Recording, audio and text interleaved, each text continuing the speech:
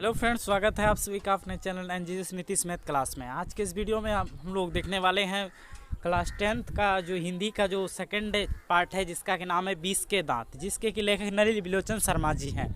इन्हीं के हम लोग आज सब्जेक्टिव क्वेश्चन को आज के इस वीडियो में कवर करने वाले हैं। और आप लोग से रिक्वेस्ट, अगर अभी तक आप लोग हमारा ऑब्जेक्टिव क्वेश्चन नहीं देखें तो हमारे चैनल के प्ले लिस्ट पर जाके देख सकते हैं। तो चलिए हम लोग ज़्यादा समय लेते हुए प्रश्न को स्टार्ट करते हैं। यहाँ पर पहला जो क्वेश्चन आपको इस चैप्टर में है वो यह है, और आप लोग को बता दें कि इसमें कुल हम 13 प्रश्न को कवर करने वाले हैं, वो भी बहुत ही आसान शब्दों में। तो चलिए प्रश्न को स्टार्ट करते हैं। यहाँ पर पहला क्वेश्चन जो है यह है, सेन साहब के परिवार में बच्चों के पालन पोषण में किए जा रहे लिंग आधारित भेदभाव का अपने शब्दों में वर्णन कीजिए। आप लोग को बताना है कि सेन साहब का जो परिवार है, उनके बच्चों का जो पालन पोषण किया जा रहा है, उनमें किस तरह का लिंग भेदभाव जो है किया जा रहा है, इसके बारे में आपको वर्णन करना है कि उसके परिवार में तो है ही है। चलिए इसका आंसर किस तरह से लिखेंगे वह आपको बताते हैं। तो पहले लिखना है, सेन साहब के घर में बच्चों के पालन पोषण में लिंग के अनुसार भेदभाव किया जा रहा है, यानी लिंग के आधार पर जो है वो उसके यहाँ भेदभाव हो रहा है। उनकी लड़कियों के लिए पढ़ने लिखने एवं हंसने के लिए अलग नियम बनाए गए हैं लड़कियों के लिए, जबकि उनके बेटे कासू के लिए अलग नियम था। बस इतना आपको लिख देना है, वो आपको 2 नंबर आसान से दे देंगे। चलिए अगला क्वेश्चन हम लोग कर लेते हैं। यहाँ पर अगला क्वेश्चन जो बनता है इस चैप्टर से वो यह है, सेन दंपति, यानी बहुत बड़े आदमी थे सेन साहब। सेन दंपति जो थे खोखा में कैसे संभावना देखते थे?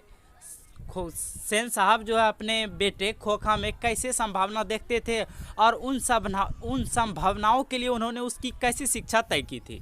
तो देखिए इसका आंसर किस तरह लिखेंगे। तो सेन साहब और उनकी पत्नी खोखा को इंजीनियर या बिजनेसमैन बनाना चाहते थे। सेन साहब और उनकी जो पत्नी थी वे जो है खोखा को क्या बनाना चाहते थे? बिजनेसमैन या इंजीनियर बनाना चाहते थे। इसके लिए सेन साहब ने अपने बेटे को स्कूल नो भेजकर घर पर ही शिक्षा देने के लिए तय किया था, और घर पे ही जो है उन्होंने उससे उसी तरह की शिक्षा दे रहे थे। चलिए अगला क्वेश्चन इस तरह से आपको आसान शब्दों में आप लिख सकते हैं। अगला क्वेश्चन जो वही है, कासू और मदन के बीच झगड़े का कारण क्या था? कासू जो कि गिरधर लाल के नहीं, यह कासू और मदन के बीच झगड़े का कारण क्या था? मदन थे गिरधर लाल के पुत्र, और यह तो सेन साहब कासू को ही खोखा भी बोला जाता है। कासू और मदन के बीच झगड़े का कारण क्या था? इस प्रसंग के द्वारा लेखक क्या दिखाना चाहते हैं आपको बताना है। इसका आंसर जो हो जाएगा वो हो जाएगा, कासू और मदन के बीच झगड़े का जो कारण था वह लट्टू घुमाने का खेल था। इस प्रसंग के द्वारा लेखक यह बताना चाहते हैं कि झोपड़ी वाले लोग भी अपने अपमान का बदला ले सकते हैं। बस इतना आपको लिखना है इसमें।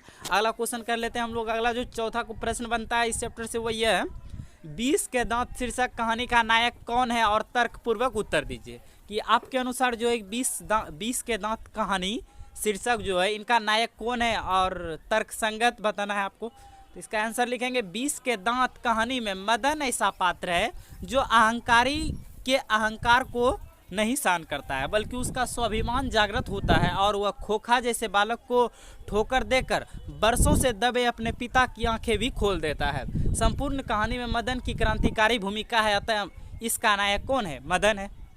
चलिए अगला क्वेश्चन हम लोग कर लेते हैं। आप लोग से रिक्वेस्ट, अगर चैनल पे पहली बार है चैनल को सब्सक्राइब कर, वीडियो को लाइक कर, अपने दोस्तों के साथ शेयर करना ना भूलें। अगला क्वेश्चन यहाँ पर कर लेते हैं। अगला जो 5वां नंबर क्वेश्चन है वह यह है, खोखा किन मामलों में अपवाद था? खोखा जो थे वह किन मामलों में अपवाद थे? इनका आंसर जो होगा वो इस तरह से होगा। आप लोगों को तो पता ही होगा, खोखा जो है घर के नियमों के मामलों में पूर्ण रूपेण क्या थे? अपवाद थे। लेकिन इसको आपको 2 नंबर में लिखना होगा। तो किस तरह से लिखिएगा, देखिए। सेन साहब एक अमीर आदमी थे। कैसे आदमी थे? लिखेंगे इसी तरह से, सेन साहब एक अमीर आदमी थे।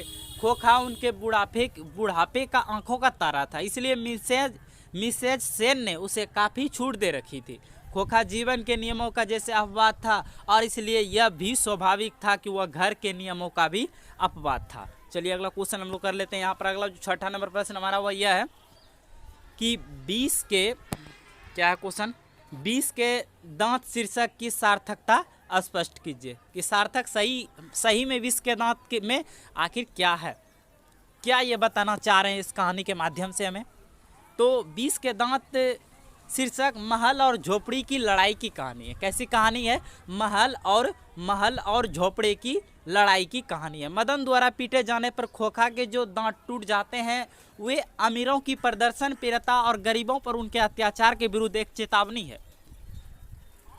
खोखा के जो दांत टूट जाते हैं वे अमीरों की प्रदर्शन पीड़िता और गरीबों पर उनके अत्याचार के विरुद्ध एक क्या है? चेतावनी है, सशक्त विद्रोह है।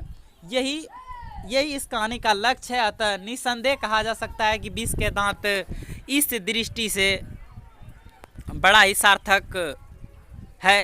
अमीरों के 20 के दांत तोड़कर मदन ने जिस उत्साह औज और आग का परिचय दिया है वह समाज के जाने कितने गिरधर लालों के लिए गर्भोल्लास की बात है। इनमें लेखक द्वारा दिया गया संदेश मार्मिक बन पड़ा है। चलिए अगला क्वेश्चन हम लोग कर लेते हैं। यहाँ पर 7 नंबर जो हमारा प्रश्न है वो यह है, आपकी दृष्टि में कहानी 20 के दांत का नायक कौन है? तर्कपूर्वक उत्तर दीजिए। आपकी दृष्टि में जो है कहानी 20 के दांत का नायक कौन है वो इसके बारे में तर्क संगत उत्तर देना है, तर्क के साथ आपको बताना है। तो इसका आंसर किस तरह से होगा? हमारी दृष्टि में जो 20 के दांत शीर्षक कहानी का नायक है वो कौन है? मदन है। सारे पात्रों में सर्वाधिक प्रभावशाली और कथा वस्तु में उसका ही महत्व सर्वोपरि है। इस दृष्टि से विचार करने पर स्पष्ट होता है कि इस कहानी का जो नायक है वो कौन है? मदन ही है। इसमें मदन का ही चरित्र है जो सबसे प्रभावशाली है। पूरी कथा वस्तु में इसी के चरित्र का महत्व है। खोखे के 20 के दांत उखाड़ने की महत्व घटना का भी वही संचालक है। अतः निर्विवाद रूप से मदन की कहानी का नायक कौन है? मदन ही इस कहानी का नायक है। चलिए अगला क्वेश्चन हम लोग कर लेते हैं। यहाँ पर अगला जो क्वेश्चन वही है कि मदन और ड्राइवर के बीच झगड़े के द्वारा कहानीकार क्या बताना चाहते हैं? मदन और ड्राइवर के बीच जो झगड़े फसाद होते हैं, झगड़ा विवाद होते हैं, उनके द्वारा कहानीकार क्या बताना चाहते हैं इसके द्वारा कि मदन और ड्राइवर के बीच झगड़ा हुआ?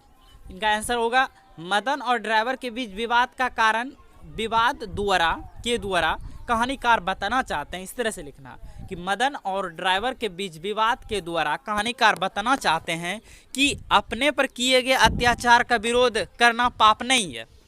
अपने पर किए गए अत्याचार का विरोध करना पाप नहीं है। सेन साहब की नई चमकती काली गाड़ी को केवल छूने भर के तथाकथित अपराध के लिए मदन शोफर द्वारा घसीटा जाता है। यह गरीब बालक पर अत्याचार है।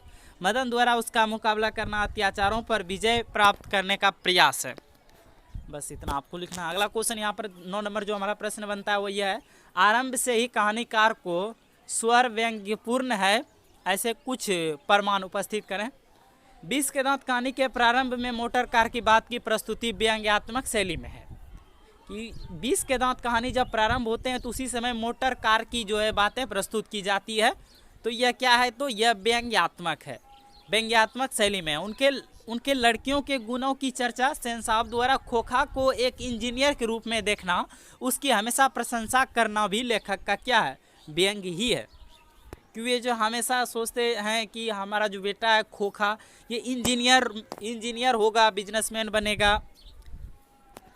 तो यूँ कहें कि खोखा जो है लाड़ प्यार के कारण भी बिगड़ चुके हैं। अगला जो क्वेश्चन यहाँ पर वो यह है, कासू का चरित्र चित्रण करें। कासू आप लोग बताते हैं, कासू जो है कि खोखा को ही कहा जाता है।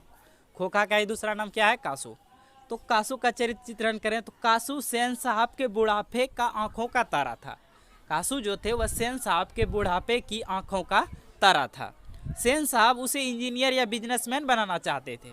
कासू अपने पिता द्वारा बनाए गए सभी मामलों में अपवाद था। घर के लाड़ प्यार ने उसे बिगाड़ दिया था। वह बिना डरे किसी के ऊपर हाथ चला देता था।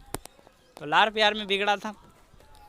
अगला क्वेश्चन हम लोग कर रहे हैं। अगला जो क्वेश्चन यहाँ पर 11 नंबर प्रश्न है भैया, सेन साहब का चरित्र चित्रण कीजिए। सेन साहब कैसे थे? सेन साहब 20 के दांत कहानी का मुख्य पात्र है।